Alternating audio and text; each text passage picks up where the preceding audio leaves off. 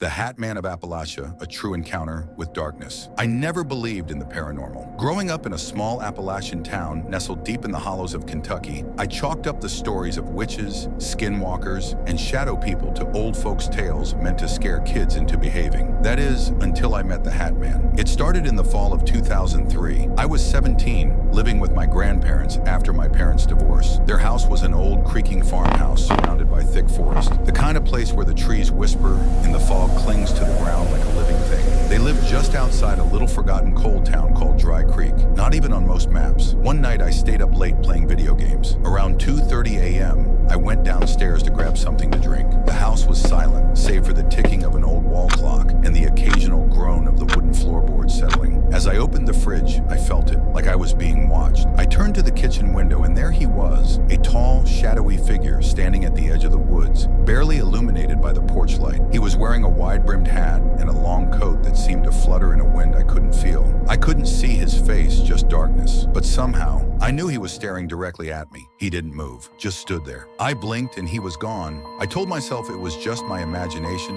or maybe a shadow from a tree. But the next night he came back, this time closer, just standing by the porch steps. No sound, no movement, like he had all the time in the world. Then things got worse. My dreams started to change. They became vivid and horrifying. I'd be trapped in my bed, paralyzed while he stood at the foot of it, watching. I couldn't breathe, couldn't scream. All I could do was stare into that black void beneath the hat. Sometimes he'd whisper my name in a voice that sounded like dry leaves scraping across stone. I woke up with scratches on my arms, not just little ones, deep welts, like something clawed me. My grandparents started noticing things too. My grandmother said she saw a tall man in a black hat standing in the hallway at night. My grandfather, a tough old coal miner, wouldn't talk about it, but I'd catch him sleeping in the living room with the lights on, a shotgun across his lap. One night, my dog, a loyal black lab named Moose, started growling at the back door. I looked outside and froze. The Hat Man was inside the fence. He shouldn't have been able to get in. It was locked with a heavy chain. But there he was, closer than ever. His form was more detailed now. His coat moved like smoke.